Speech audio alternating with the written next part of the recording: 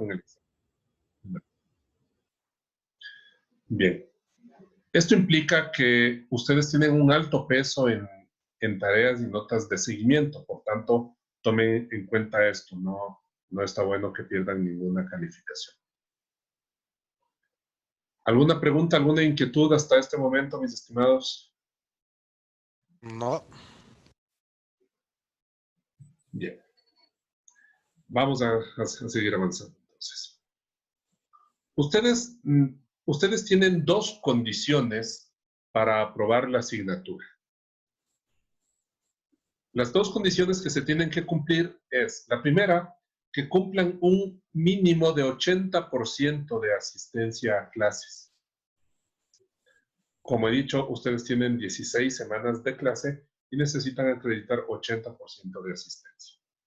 En el caso de que usted tenga un atraso a clase, esto será considerado como 50% de la asistencia de ese día.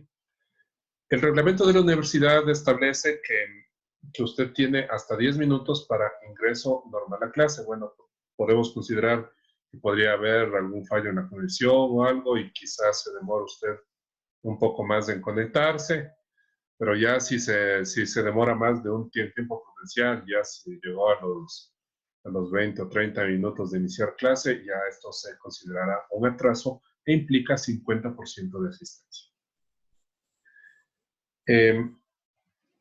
Si es que usted por alguna causa de fuerza mayor no se conecta a la clase, falta a la clase, usted tiene la opción de realizar el trámite de justificación de la inasistencia. Este trámite usted lo realiza a través del sistema SIGE. Genera el trámite de justificación y este trámite llega al coordinador de su carrera, ingeniero Pablo Recalde. Es el coordinador de la carrera quien determina si la justificación es procedente. Y en ese caso, se marca como falta justificada en el sistema. Ojo, yo como profesor, como docente, no tengo nada que ver con la justificación de las inasistencias. Eso tienen que verlo directamente con el coordinador a través del trámite correspondiente. Yo solamente subo cuáles son las asistencias de la semana y si el trámite es aprobado, automáticamente el sistema hace que la falta esté justificada. Como observación, las faltas justificadas valen por 50% de asistencia. No es el 100%, no es la asistencia completa. Si una falta está justificada, es del 50% de la asistencia.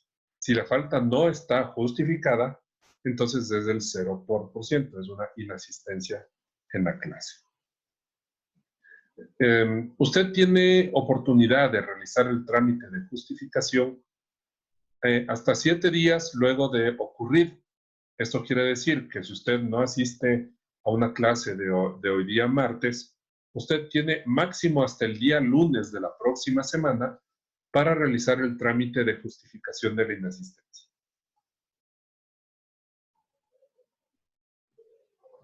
¿Estamos claros, mis estimadas y estimados, en esta circunstancia de las asistencias? Sí. ¿Hay alguna pregunta? Claro. Muy bien. Sí, profe, una pregunta nada más. Hace rato tuve clases de matemática y el profe nos indicaba sobre los que están matriculados, pero tienen que estar matriculados en la plataforma SIGE y que no constaban en las listas todavía. Sí, así es. Hay algunos de ustedes probablemente no estén constando aún en el listado oficial. Hay también compañeros que quizás se matriculen en el periodo de matrículas extraordinarias, etcétera, porque la universidad actualmente está dando también algunas facilidades para el pago y la matriculación.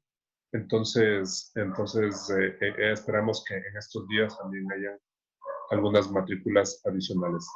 En ese caso, el sistema mismo va a subirles ya a la lista oficial y se encargará también el sistema de validar sus asistencias.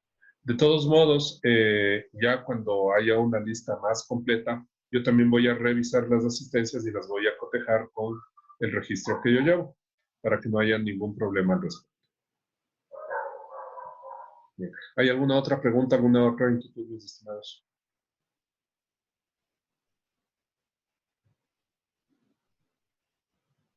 Bueno, siguiente punto entonces. Esta es la primera condición que ustedes tienen para aprobar, mínimo 80% de asistencia. La segunda condición es que acrediten una calificación de por lo menos el 70%, esto es 7 sobre 10 en el semestre.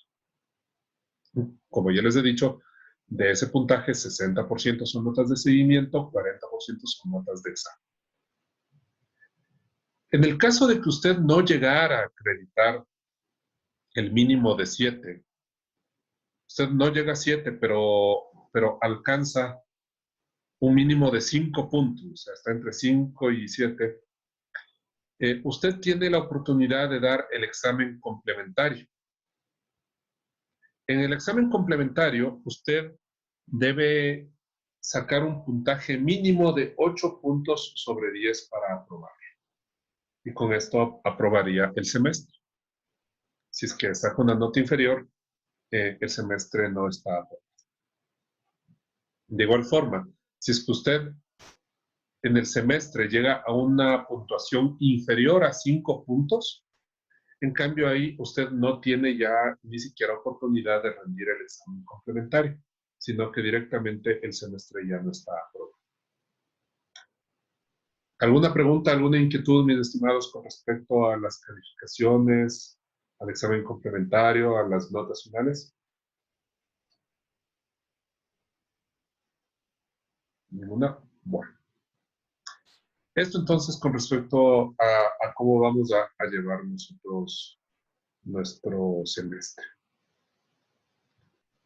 Ahora, ¿cómo vamos a irnos ganando estas notas? Ustedes semana a semana van a tener diferentes actividades. Dentro de clase realizaremos algunas actividades de evaluación. Por ejemplo, realizaremos talleres en clase que son calificados.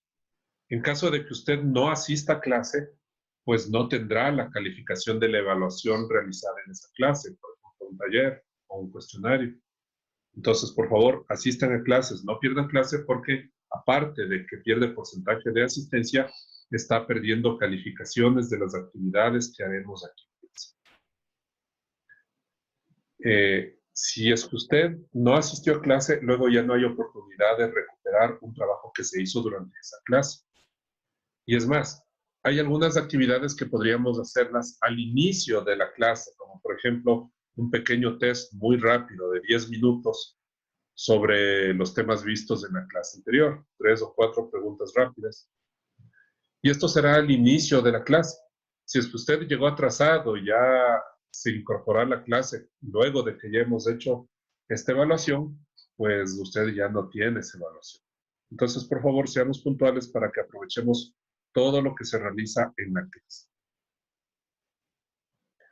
Las tareas las voy a publicar semanalmente, cada día martes, en este caso, en la plataforma virtual. Ustedes van a ver 4 tareas, porque son 4 paralelos, pero una de ellas va a estar identificado con su horario y con su carrera. Esa es la suya. Entonces, por favor, usted realice la tarea que se encuentra en el link de su horario y de su carrera, y ahí mismo es en donde tiene que entregar. Los otros links ni les vean, mis estimados. Esos son de los otros paralelos de otras carreras. Si es que usted por accidente sube su tarea en otro link, yo no la voy a ver porque yo saco el listado de tareas calificadas de las filtrándolos por carreras. Y solamente me van a salir los de las carreras correspondientes. Entonces, por favor, verifique bien en qué link está subiendo usted su tarea. El tiempo disponible para las tareas de cada semana va a ser hasta el siguiente día lunes a la medianoche. O sea, nosotros en esta semana vamos a mandar una primera tarea, ustedes la van a realizar y tienen hasta el día lunes a medianoche para subir. En caso de que no la haya subido en este tiempo, ya no hay opción, ya no hay oportunidad para que usted la suba. Así es que, por favor, realicen sus tareas, sus evaluaciones a tiempo.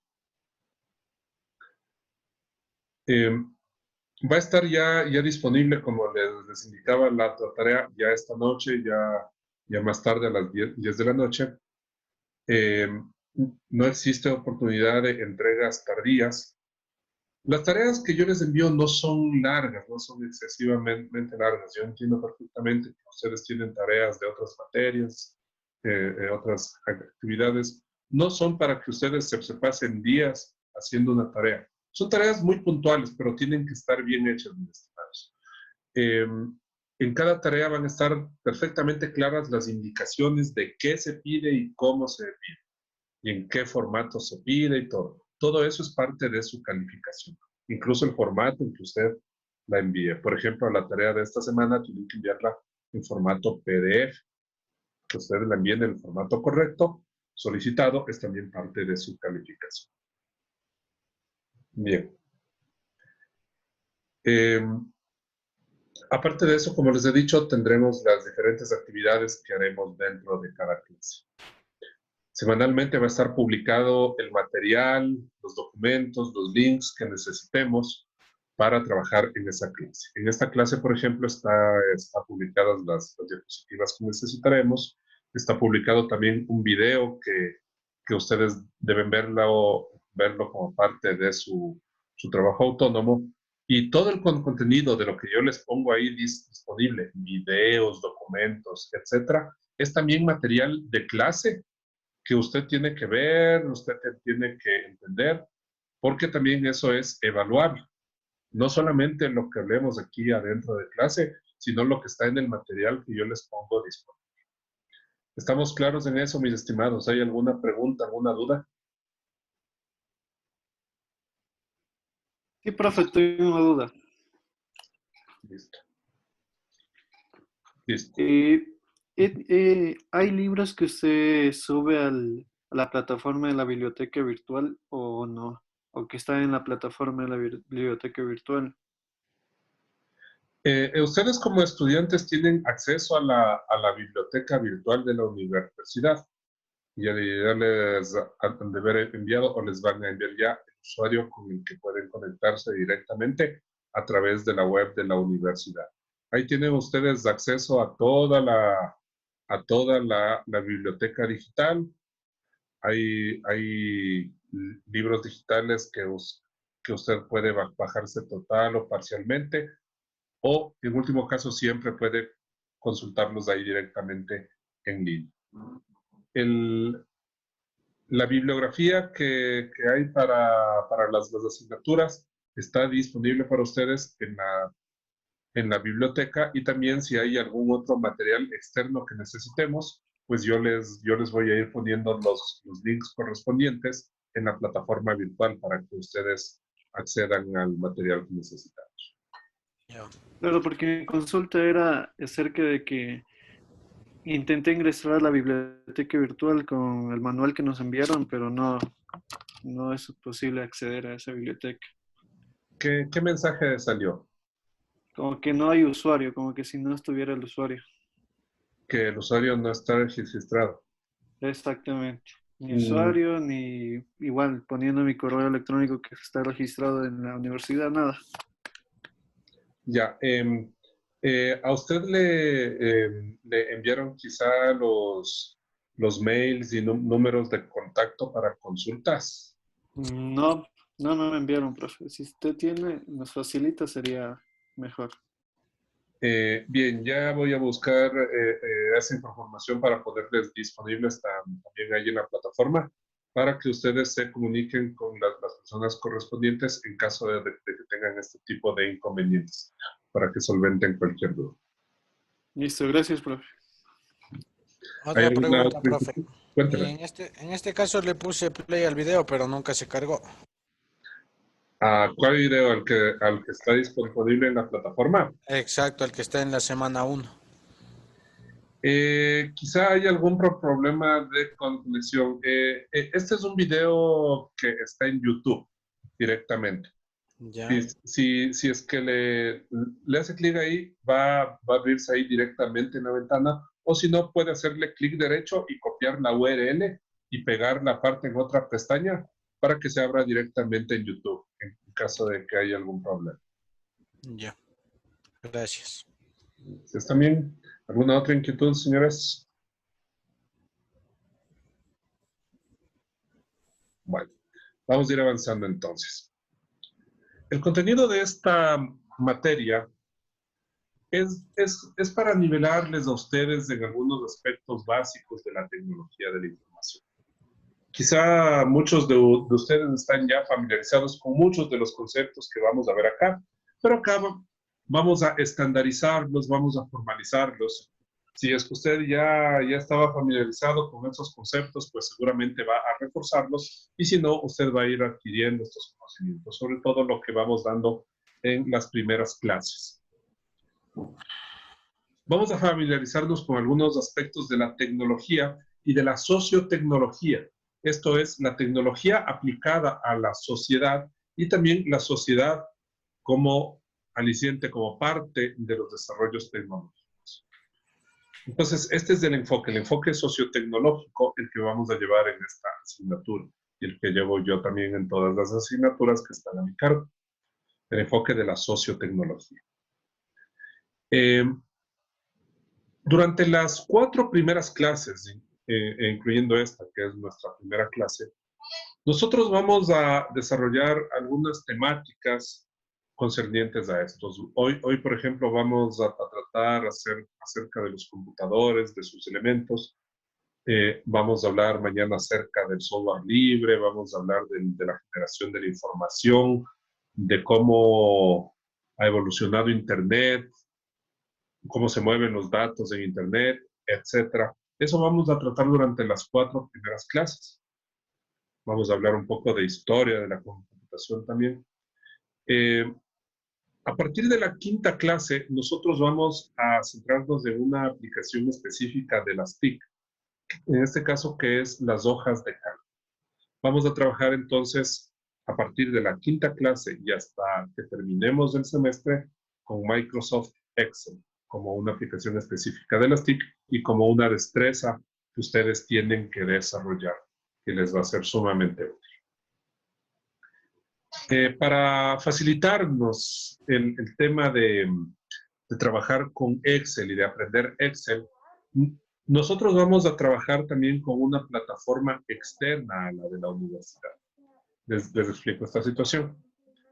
La Universidad de Israel tiene convenios con varias entidades académicas, profesionales y tecnológicas, a través de las cuales hay una serie de cursos a los que ustedes pueden acceder y van a acceder a lo largo de su carrera. Un segundo.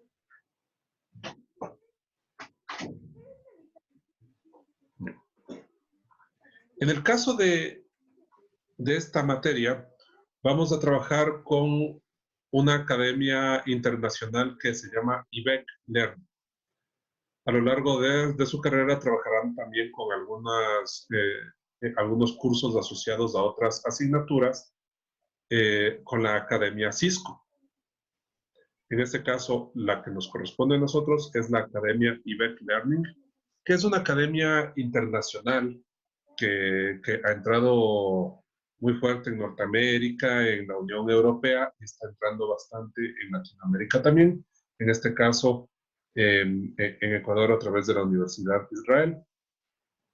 IBEC Learning como academia internacional tiene convenios también con otras empresas, en este caso con Microsoft, y es por eso que IBEC Learning puede dar estos cursos de certificación oficial de Excel.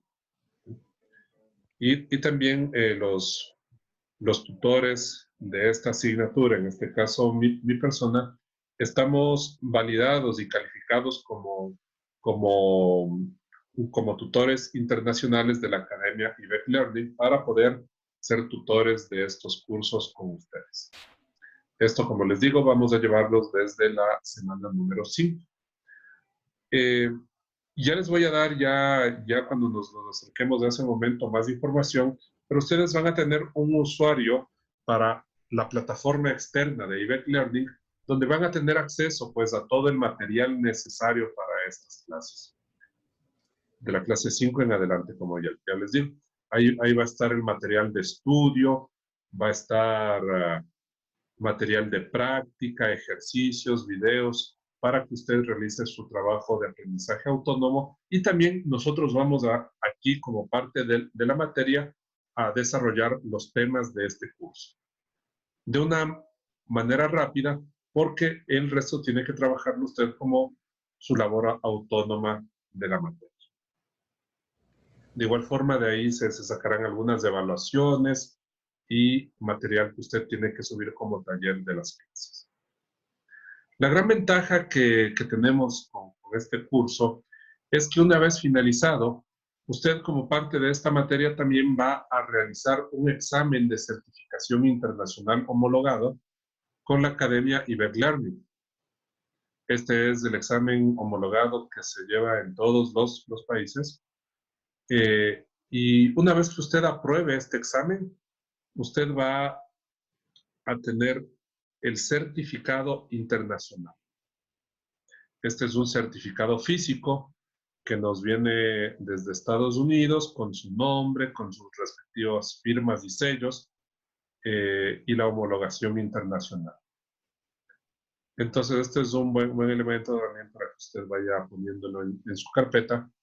Como ya le digo, a través de las diferentes materias que hay en la carrera, usted va a acceder también a otros cursos de certificación internacional con Academia IBEC Learning y también con Academia Cisco, que son muy reconocidas a nivel mundial.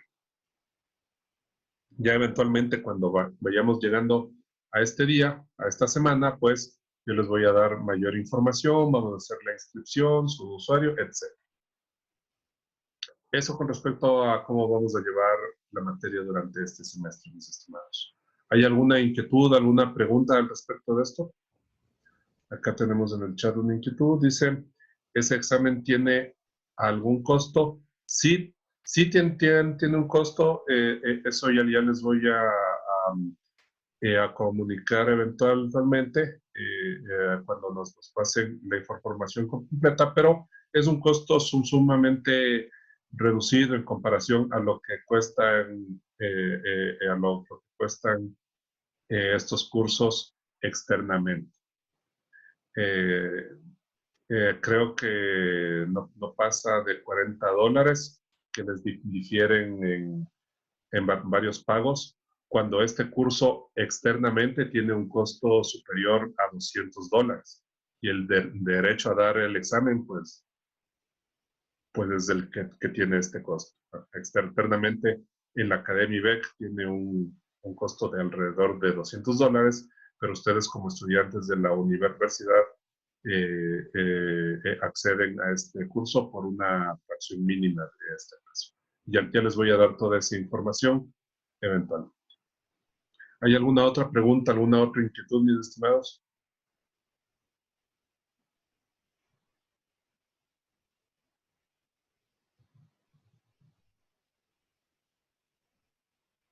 Bien. Avanzamos entonces. Voy a compartirles otra diapositiva.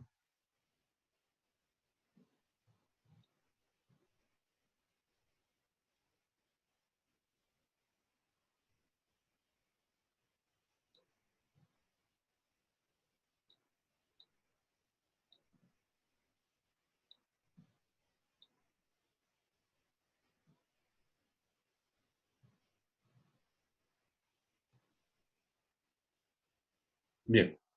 Vamos entonces a hablar un poco acerca del papel de las TIC en el entorno social. Vamos a conocer qué quiere decir el concepto de TIC. Vamos a hablar acerca de computadores, tipos de computadores y sus partes también. En eso va a consistir nuestra clase de hoy. Las TIC, tecnologías de la información y las comunicaciones. Ya que estamos hablando de aplicaciones de las TIC, lo mínimo que necesitamos saber a la perfección es qué son las TIC, ¿no es cierto? Esto es lo que significa este acrónimo, Tecnologías de la Información y las Comunicaciones. Tenemos estos dos elementos, información y comunicaciones. Cuando hablamos de información, nos estamos refiriendo al acceso, a la creación, al procesamiento de datos. Dispositivos que realizan esas acciones. Cuando hablamos de comunicaciones, nos estamos refiriendo, en este caso, a la transmisión de esos datos y de esa información entre diferentes entidades, entre personas y máquinas, entre máquinas y máquinas, entre programas y personas, programas y programas, etc.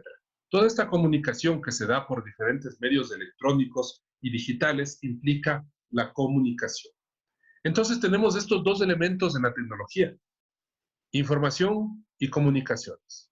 Cuando hablamos de estos dos elementos que se conjugan, estamos hablando entonces de las TIC. Ahora, nosotros estamos rodeados de tecnología. Todo lo que hay a nuestro alrededor es tecnología, son elementos tecnológicos. Desde que el ser humano es ser humano, desde que hicimos los primeros cuchillos, las primeras puntas de lanza, la rueda, etc., todo lo que tenemos a nuestro alrededor es tecnología. El asunto es si esta tecnología es o no TIC, si implica o no información y comunicaciones. Obviamente, la licuadora que tengo en la cocina es tecnología, pero no es una TIC, ¿no es cierto? No procesa información, no comunica datos, ¿no es cierto? Es una herramienta. Exacto, es una herramienta. Pero actualmente esas herramientas de nuestro día a día están incorporándose con diferentes elementos TIC. Esto es un concepto que se conoce como Internet de las Cosas, del que ya vamos a hablar más adelante también. Internet de las Cosas implica que los diferentes elementos de nuestro día a día, nuestros elementos cotidianos, nuestros elementos del hogar y del trabajo, están poco a poco incorporándose a Internet. Por ejemplo, la seguridad de mi casa. Yo puedo tener ahora pues cámaras web en mi casa y puedo ver a través de esas cámaras por una aplicación en mi celular. Encender y apagar las luces a través de esta aplicación. Configurar los seguros de las puertas con esta aplicación a través de Internet, ¿no es cierto? Elementos que antes no eran TIC, ahora ya se están volviendo TIC. El automóvil. El automóvil en sí mismo es una TIC.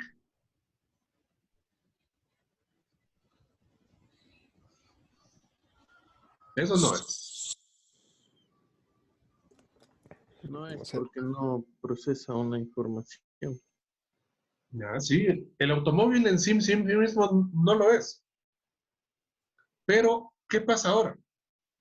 Que en los automóviles más modernos ya tenemos incorporados diferentes elementos TIC y están haciendo entonces que poco a poco nuestro automóvil se convierta en una TIC. Ya tenemos en nuestro auto geoposicionamiento, tenemos el Chevistar, tenemos radio satelital, tenemos mapas, tenemos acceso a Internet a nuestro automóvil, ver los niveles, el bloqueo centralizado, seguridad, ubicación. Miren, todos estos elementos que ya trabajan a través de Internet han hecho que nuestro automóvil sea una TIC. Exacto.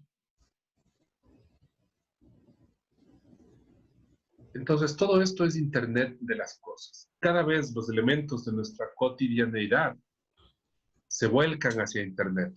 Internet se vuelve el sistema nervioso de nuestro mundo, transmitiendo datos entre nosotros y los dispositivos con los que estamos conectados. Los automóviles cada vez más avanzados, en otros lugares donde la tecnología tiene un mayor nivel de penetración, ya tenemos automóviles que se comunican entre ellos, información, ¿cierto? Ya cada vez están más avanzados. Nuestros televisores, que antes eran simples receptores de una señal, hoy por hoy son computadores completos. Ya tenemos los Smart TV con los que tenemos aplicaciones para conectarnos a Netflix y ver nuestras series, a Amazon, a HBO, se actualizan, se configuran, tienen unidades de almacenamiento donde podemos guardar un capítulo de nuestra serie favorita, etc. Ya cada vez tenemos TIC en los diferentes elementos de nuestra cotidianidad. Internet de las cosas, es decir. Quizá la TIC por excelencia que tenemos es el computador, ¿no es cierto? ¿Qué es un computador? Ya que estamos en la carrera de sistemas y vamos a trabajar mucho con computadores hasta las tripas, ¿qué es un computador? ¿Qué les viene a la mente cuando hablamos de un computador?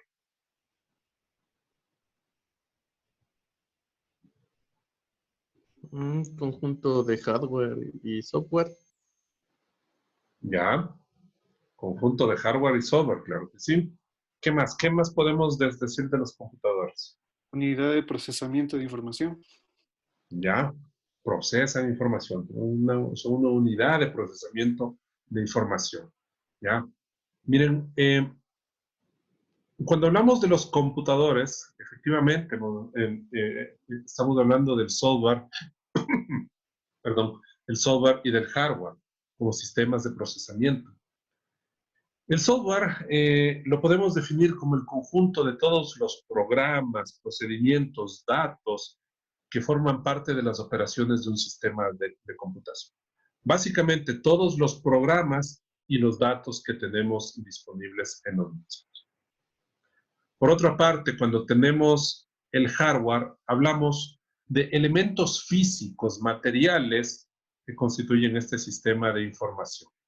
Componentes eléctricos, electrónicos, electromecánicos, mecánicos, etcétera, desde el procesador que tenemos en el computador hasta el cable con el que le conectamos a la pared.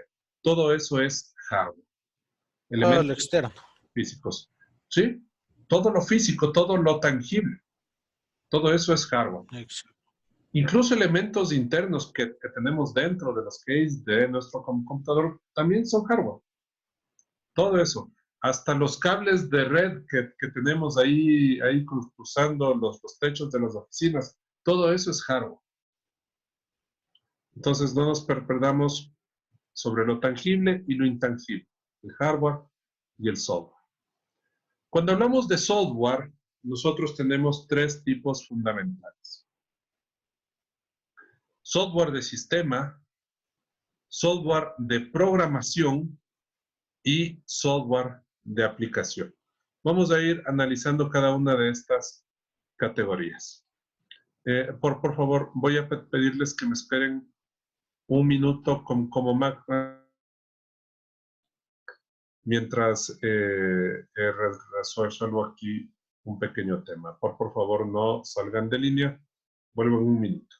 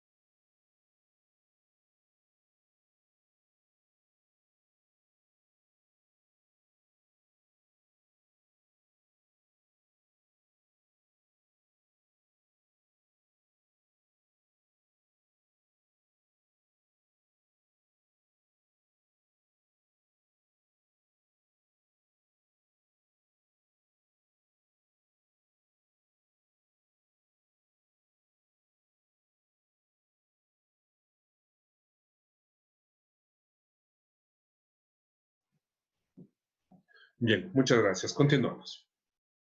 Cuando hablamos de software de sistema, estamos hablando de todo el software que sirve para el funcionamiento de nuestros computadores. Aquí hablamos sobre todo del sistema operativo, pero no solo del sistema operativo. Nosotros tenemos varios sistemas y familias de sistemas operativos como Windows, que son los más utilizados a nivel de computadores personales, computadores para usuario. Hoy por hoy la versión 10. Tenemos toda la familia de sistemas operativos Linux, con todas sus casi 300 distribuciones que existen actualmente, que en cambio Linux son los sistemas operativos más utilizados en el mundo a nivel de servidores. Tenemos otros en sistemas operativos como iOS, que es el utilizado por la empresa Apple, Android, que utilizamos mucho en nuestros teléfonos celulares, etc. ¿Qué caracteriza a un sistema operativo como programa? Un sistema operativo hace dos cosas principalmente. Perdón. La primera es administrar los recursos del computador. ¿Qué recursos? El procesador, la memoria, el almacenamiento, etc. Todo eso es administrado por el sistema operativo. La segunda tarea fundamental de todo sistema operativo es ser una interfaz. ¿Entre quién? Entre el usuario y la computadora. Nosotros trabajamos con la computadora a través del sistema operativo, pero no solamente de nosotros como usuario. También los programas que tenemos en nuestro computador interactúan con el computador a través del sistema operativo. El sistema operativo les gestiona también a los programas que tenemos instalados. Entonces, no se olviden de esas dos características de los sistemas operativos. Ser una interfaz entre usuarios y programas y la computadora. Y la segunda, administrar los recursos del computador. Aparte del sistema operativo, nosotros tenemos otros software de sistema. Por ejemplo, los famosos drivers o controladores que tenemos en para nuestros dispositivos. Si yo instalo una nueva impresora en mi computadora, voy a necesitar un programa, un driver, un controlador que sirve para que mi computador se entienda con mi nueva impresora. Esto es un link entre el sistema operativo y el dispositivo nuevo que estoy instalando. Por otro lado, el firmware es todo el software interno que está instalado ya de por sí en nuestra máquina para que funcionen todos sus componentes electrónicos internos. Eso es el firmware. Todo esto que hemos mencionado entonces es software de sistema. ¿Alguna pregunta o inquietud, mis estimados, con respecto al software de sistema? Hasta el momento todo entendido. Perfecto, mis. Siguiente tipo de software. Tenemos software de programación, que podríamos decir a breves rasgos que es software que nos sirve para hacer más software. Ustedes a lo largo de su carrera pues van a trabajar muchísimo con esto. Lenguajes de programación, plataformas de programación, gestores de bases de datos, intérpretes, depuradores, etc. Todo esto es software de programación. Básicamente software que nos sirve para desarrollar más software. ¿Alguna pregunta? No. Bueno, vamos entonces a software de aplicación. Esta es quizá la categoría más grande, más amplia. El software de aplicación nos sirve para hacer cualquier tarea de usuario para lo que esté destinado. El software ofimático que nosotros utilizamos, nuestra hoja de cálculo, nuestro Excel, nuestro Word, PowerPoint, nuestro navegador de Internet, nuestro antivirus, los juegos que descargamos, etcétera. Todo eso son aplicaciones, las apps, ¿no es cierto? Todos son aplicaciones. Nos permiten a nosotros como usuarios realizar diferentes actividades, diferentes funciones. Por eso es que esta es la categoría más grande. Todo esto entonces es el software de aplicación. Esto entonces en cuanto a los diferentes tipos de software que nosotros tenemos disponibles.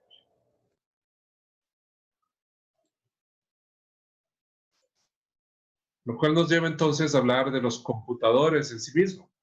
Habían dicho ya ustedes que los computadores son un conjunto de software y de hardware, sí, así es. Habían dicho también que procesan información efectivamente, así es. Nosotros podemos caracterizar a los computadores precisamente por esta función, el procesamiento. Reciben datos que son procesados internamente y nos devuelven información que nosotros podemos entender. Básicamente eso hace un computador. Eso han hecho todos los computadores modernos, desde los primeros computadores de la época moderna, en los años 40, hasta los computadores más modernos. Siguen haciendo exactamente lo mismo y de la misma forma. Ya vamos a hablar un poco de la máquina de Turing, que es el principio teórico fundamental del funcionamiento de un computador. Y es el principio fundamental desde los primeros computadores hasta los actuales. Siguen funcionando exactamente igual, solo que más rápido y más eficiente. Vamos a hablar un poco de algunos tipos básicos de computador. El computador de escritorio, muy común, muy conocido. Los diferentes dispositivos internos que tenemos se encuentran alojados en este case o torre. Y tenemos externamente pues los diferentes elementos, como monitor, teclados, mouse, etc.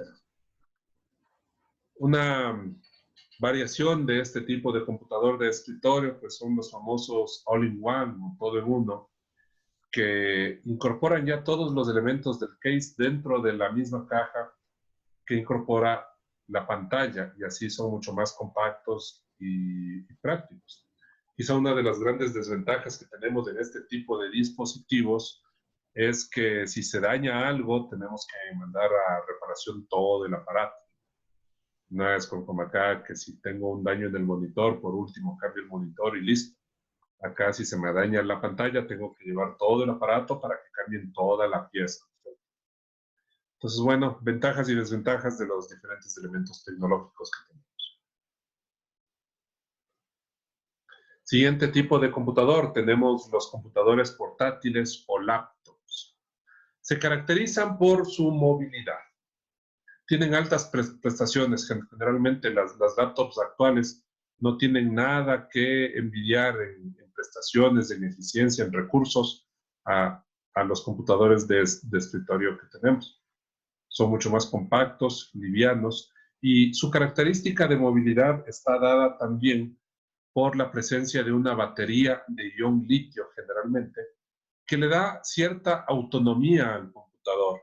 Le permite trabajar incluso algunas horas sin que necesite estar conectado a la corriente eléctrica. La movilidad, entonces, es uno de los elementos fundamentales en el desarrollo de la computadora. Y esto nos lleva pues a otro elemento que es la tableta o tablet. Son computadores también, aunque en características son mucho más livianos que las laptops o que los computadores de escritorio. No tienen tanta potencia, son mucho más pequeños, generalmente pantallas de 7 a 12 pulgadas, con una pantalla táctil de toda la superficie del dispositivo.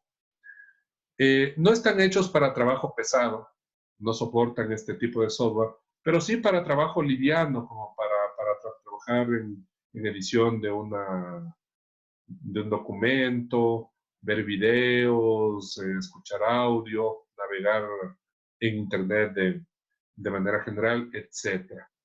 Todo esto son los usos típicos que les damos a las tabletas. Acá tenemos también los teléfonos inteligentes, los smartphones, que también son computadores. Aquí les he puesto yo un ejemplo, dos dispositivos icónicos. El primero es este de 1992, que fue creado por la empresa IBM, gigante de la tecnología, ¿no es cierto? Simon Personal Communicator, el SPC. Este dispositivo es importante porque podríamos decir que es el primer smartphone de la historia, en el sentido de que fue el primer teléfono celular que, además de su funcionalidad de ser un teléfono celular, incorporaba ciertas aplicaciones que nos permitía hacer otras cosas. Y por eso tiene esta pantalla que, aunque es rudimentaria, ya nos daba otro tipo de funcionalidades, ¿cierto? Este dispositivo no tuvo éxito comercial. De hecho, no salió comercialmente mucho. No fue un dispositivo que haya tenido mucha suerte en realidad. Pero como tecnología naciente es muy interesante, ¿no es cierto? Como novedad en el aspecto tecnológico. Acá tenemos otro dispositivo, ya de 5 años más tarde, 1997, el famoso iPhone. El iPhone concebido por Steve Jobs como un dispositivo que nos sirviera como un teléfono celular, pero además como un reproductor de música y también como un navegador de Internet. Así fue concebido y promocionado en su primera época. Él fue un innovador también en el aspecto de la interfaz, donde omitió por completo el teclado físico para ponernos un teclado táctil de toda la superficie del dispositivo. Así fue como fue ahorrando espacio. Y es así como poco a poco también ya se va implementando de mejor manera diferentes marcas, diferentes casas que hacen nuevos tipos de tecnología para teléfonos celulares y las diferentes aplicaciones que tenemos para estos. Los teléfonos inteligentes, smartphones. Acá tenemos los famosos servidores. Computadores robustos de altas prestaciones que, como su nombre lo indican, dan un servicio a otros usuarios, a otros computadores que son sus clientes. Ustedes van a escuchar mucho acerca del modelo cliente-servidor que se aplica mucho en la computación y en la informática. Estos computadores robustos nos sirven, como hemos dicho, para dar los servicios informáticos. Por ejemplo, ustedes, para acceder a la plataforma virtual de la universidad, ustedes acceden al servidor que se encuentra en el campus de La Orellana, en el 3er piso. Ahí están los servidores desde donde a donde ustedes acceden para la plataforma virtual. Ustedes tienen ahí ese servicio, ¿sí? Servicios como el correo electrónico, mensajería, almacenamiento de información, de archivos, etc. Todo esto está proveído por los servidores.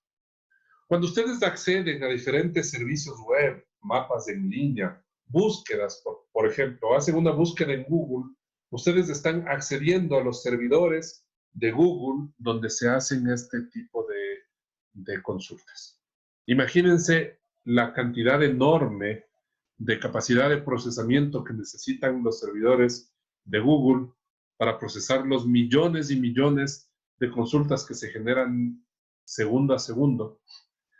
Los millones de consultas en Google Maps, envíos y recepciones de correo electrónico por Gmail, etc. Y esto nos lleva al siguiente tipo de computadores que tenemos acá, que son las supercomputadoras o superservidores o computadores de data centers, que constituyen los computadores más poderosos que tenemos hoy en día, usados generalmente para investigación científica, fines gubernamentales, militares y también por las empresas que tienen a cargo toda esta gran cantidad de información. Facebook, por ejemplo, almacena en supercomputadores toda la información que está disponible de nosotros, los usuarios, ¿no es cierto? Y se procesan aquí todas las solicitudes y procesamientos que nosotros hacemos a través de Facebook. Y no solamente Facebook, sino de Instagram y de WhatsApp, que también le pertenecen a Facebook, ¿cierto? Mark Zuckerberg es dueño de Facebook, de Instagram, de WhatsApp. Imagínense toda la información que segundo a segundo se genera en WhatsApp. y todo tiene que llegar a algún lado.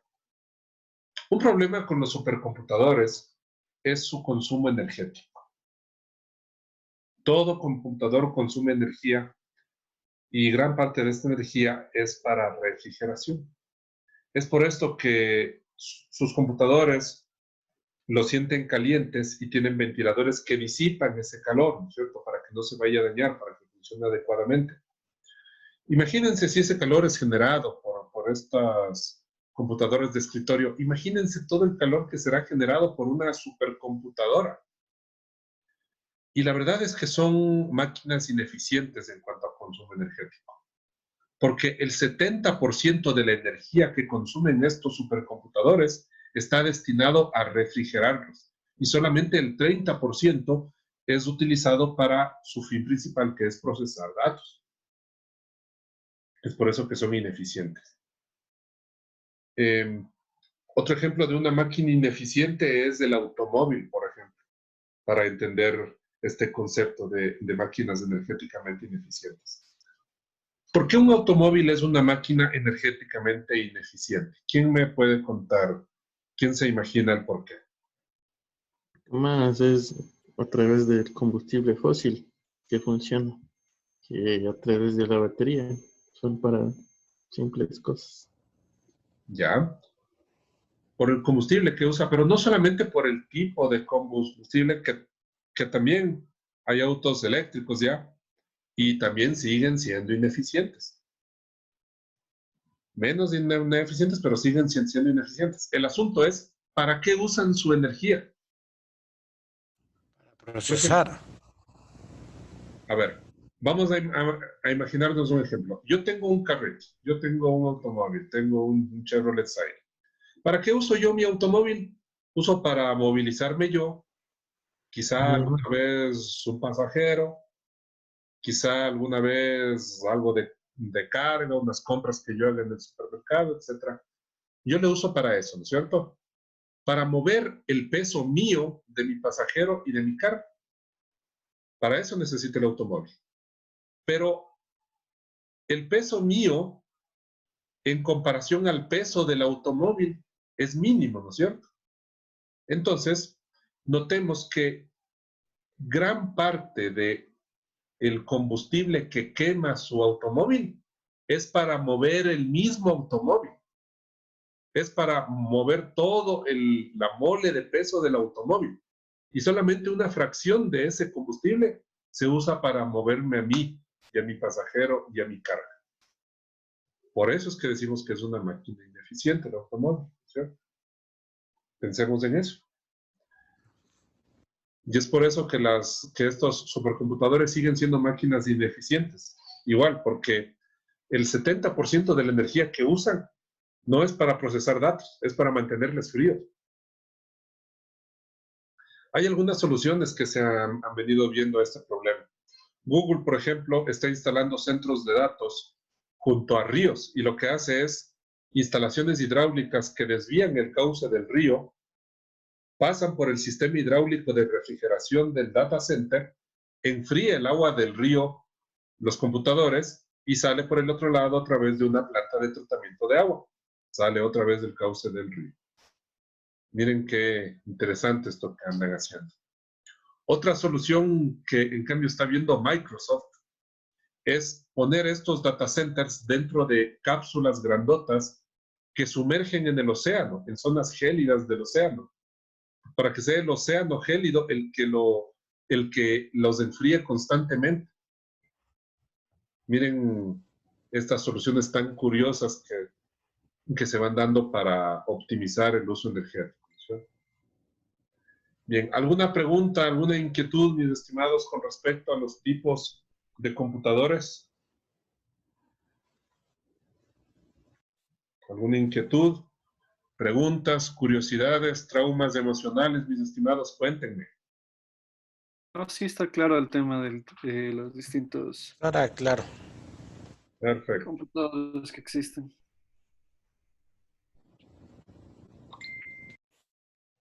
Bueno, vamos avanzando entonces. Partes principales que tenemos en un computador. Tenemos aquí el mainboard. o placa madre o placa base, que es un conjunto de circuitos a través de los cuales se comunican absolutamente todos los elementos que tenemos en el computador. Aquí incorporamos las tarjetas, los módulos de memoria, el procesador, los diferentes elementos de entrada y salida de datos, ¿no es cierto? Todo eso se conecta de un modo u otro hacia el mainboard y aquí, a través de este sistema de circuitería, se transmite toda la información, todos los datos. La CPU, que muchas veces le decimos CPU al case, a la torre, no, el CPU es solamente este aparato, el procesador. Este es el cerebro de su computador, Y ese se encuentra. Así es, este es el cerebro de su computador. Cabe en la palma de su mano y sin embargo es el elemento central de su computador. Aquí se hace todo el procesamiento. Habíamos dicho que el computador recibe datos, los procesa y nos muestra la información. Este es el elemento que hace el procesamiento, solito. Pero tiene otros elementos que le auxilian como la memoria RAM, la memoria de acceso aleatorio o memoria RAM o memoria principal, utilizada por el computador para almacenar transitoriamente datos que necesita para su posterior procesamiento con la CPU.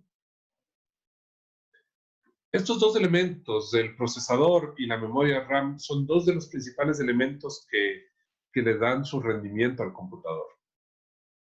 Podemos imaginarnos al procesador como un gerente que trabaja constantemente, muy rápido. Constantemente está analizando información, firmando, sellando, etcétera.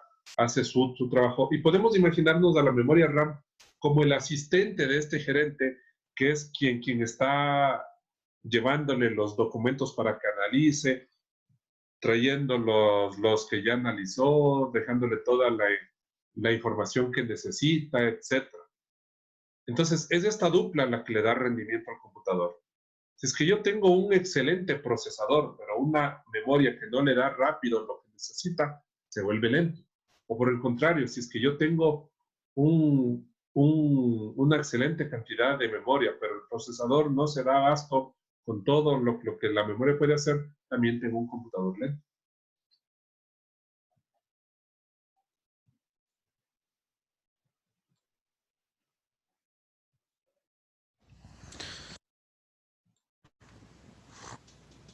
Acá tenemos también diferentes tipos de dispositivos de almacenamiento, unidades de disco duro, ópticas y de estado sólido. Las unidades de disco duro óptica realmente tienen internamente discos que giran y una cabeza de lectura. Por otra parte, los discos duros que están usándose actualmente son mucho más seguros, más eficientes, más rápidos, y son estas unidades de estado sólido que no tienen componentes móviles adentro. Son una tecnología similar a de los discos externos, que junto con las memorias USB son dispositivos de almacenamiento externo que nosotros podemos usar. Además de las unidades de disco óptico, por ejemplo, de DVDs, que nosotros podemos utilizar también como almacenamiento.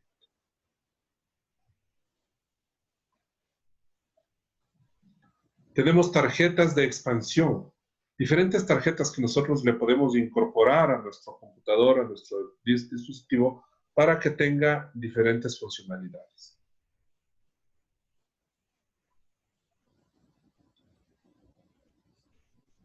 Acá, por ejemplo, tenemos una tarjeta de red o tarjeta NIC que nos permite conectarle acá el respectivo cable de red RJ45 para conectarnos a internet o a una red local. Acá tenemos unos elementos muy interesantes, las tarjetas gráficas. Las aplicaciones gráficas son las que más exigen de nuestro computador, más recursos exigen. Por ejemplo, aplicaciones de diseño gráfico, diseño asistido por computadora, exigen muchísimo del computador, y también los juegos. Los juegos son de las aplicaciones que más exigen gráficamente al computador y en general de recursos.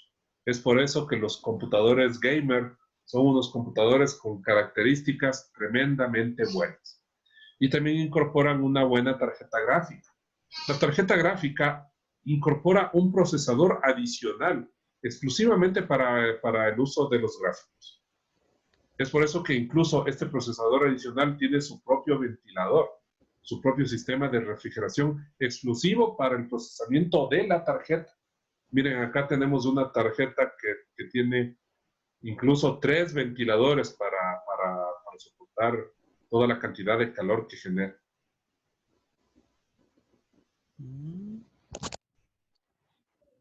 Y tenemos también aquí, sí, dígame. ¿Hay alguna pregunta, alguna duda? ¿Comentarios? No, todo bien. Bien, aquí tenemos también los diferentes periféricos que nosotros le conectamos a nuestro computador. Dispositivos de entrada y salida de datos y de información. Todo lo que nos sirve como elemento para meter datos en el computador es un periférico de entrada. Por ejemplo, el teclado, el mouse, el micrófono por el que ustedes y yo estamos hablando, recibe datos de forma auditiva. La cámara por la que ustedes me están viendo, recibe datos en forma de luz. Un escáner igual, digitaliza documentos con luz y es ingreso de datos. Por otro lado, si yo tengo parlantes, es salida de información en forma de sonido. El monitor me muestra en forma de luz, en forma de imágenes. El proyector de igual forma. Una impresora me muestra la información impresa en papel con tinta. Todos esos entonces son los diferentes periféricos que nosotros tenemos para entrada y salida de información. ¿Alguna pregunta, alguna inquietud, mis estimados, con respecto a esto?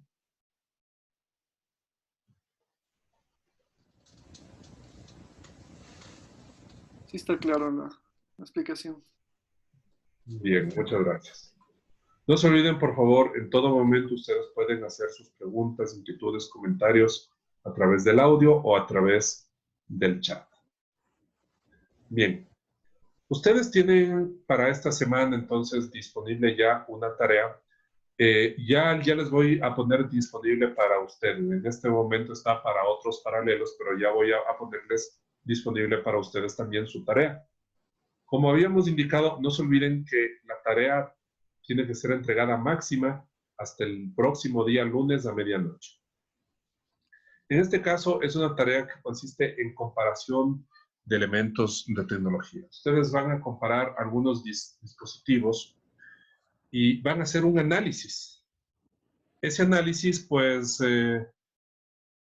es una comparación y es muy personal. O sea, no es un análisis que ustedes van a sacar de ningún sitio. Ustedes van a sacar de la web solamente características de los dispositivos que van a comparar, pero el análisis es suyo, es un análisis personal. Nos ponemos lo que nosotros pensamos. Exacto. Y van a decir ustedes cuál de los dos dispositivos es el que más se adapta a su necesidad y por qué. En función de qué parámetros, qué le está usted evaluando para ver si ese dispositivo le sirve a usted más o menos que el otro. Y ahí están todos los parámetros técnicos, de marca, de precio, todo lo que usted evaluaría en elementos de tecnología. No se olviden, por favor, que si hay cualquier duda, cualquier inquietud con respecto a la tarea, ustedes pueden escribirme al correo electrónico. Un elemento más antes de que me olvide. Por favor, ustedes necesitan crear un grupo de WhatsApp para esta asignatura.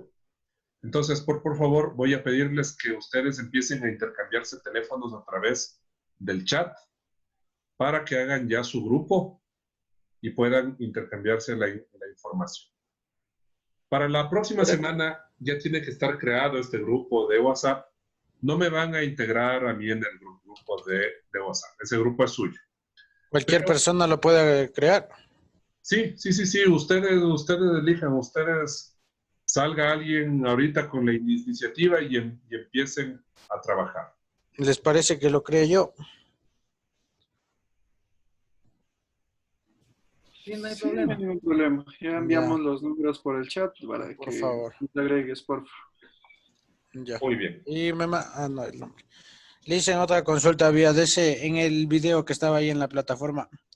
Ujú. Copiar el URL no me permite a mí. No. No se carga, no. Voy a revisarle el video a ver si hay algún inconveniente. Por favor. Por el aviso. Voy Gracias. a revisar. Bien. Para la próxima clase, por favor, tiene que estar también ya elegido un representante del curso, que es con quien yo me voy a comunicar para cualquier circunstancia en de este grupo, ¿cierto? Entonces yo cualquier dato, cualquier información que tenga que comunicarle al grupo, yo lo voy a hacer de dos formas. Uno, voy a publicarles en la plataforma virtual y dos, voy a comunicarle también al representante del grupo a través de WhatsApp o de una llamada telefónica para que él a través de su grupo se comunique con todos ustedes. De igual forma, si hay alguna inquietud o alguna circunstancia que ustedes como grupo quieran comunicármela a mí, pues háganla por favor a través de su representante de curso, con quien yo voy a estar en contacto constantemente a través de los teléfonos. ¿Alguna pregunta, alguna inquietud, mis estimados? No, todo está claro. Perfecto, señores. Entonces, con esto terminamos la clase de hoy. Les agradezco mucho su presencia, su asistencia, su puntualidad. Voy a pedirles, por favor, que en las próximas clases también trabajemos con la puntualidad correspondiente y así vamos a seguir avanzando con nuestra asignatura. Por cualquier circunstancia estoy disponible en el correo electrónico. Yo siempre les respondo tan pronto como me es posible. Muchísimas gracias a todos y con Dicen, esto pero no le cierre para que no se cierre el chat. Estoy copiando los números, por favor. ya, copie nomás los números. Lo que voy es a detener.